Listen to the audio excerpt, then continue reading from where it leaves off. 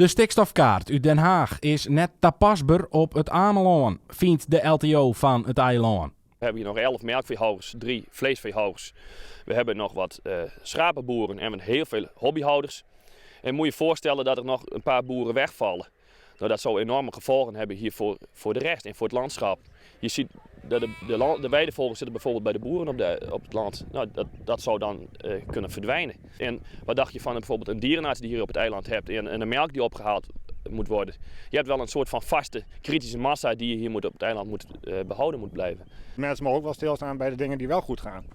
Daar mag ook wel een waardering voor komen, zeg maar. En dat ontbreekt volgens mij wel eens wat. Oh, er wordt te veel gekeken naar Nederland, de Nederlandse boer in het geheel. Maar wij hier op de eilanden, in mijn gevoel hebben wij toch een heel andere bedrijfsvoering als de rest van Nederland. Je zit hier op een eiland, je hebt te maken met ganzen, weidevogels, toeristen. Het is niet vergelijkbaar met wat aan de vaste wal gebeurt. Het is hier gewoon anders. Daarin worden de agrariërs op het eiland ook wel onderstreken door de gemeente. Daarnaast had provincie Friesland onjoen eerst bij haar een eigen stikstofplan te bouwen. Kamerlid Pieter Omtzigt zocht de plan van 94% stikstofreductie op een watereiland net zitten.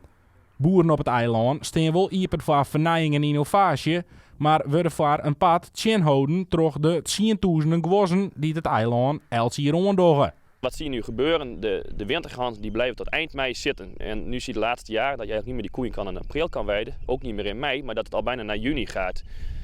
Nou ja, dus je zou daar eigenlijk iets aan moeten doen. Maar wij staan wel open voor die uitdagingen die er zijn. En daar willen we ook aan meewerken. Maar zoals wij hierover denken, is het aantal stuks vee onbespreekbaar om hier nog verder aan dat vee te tornen.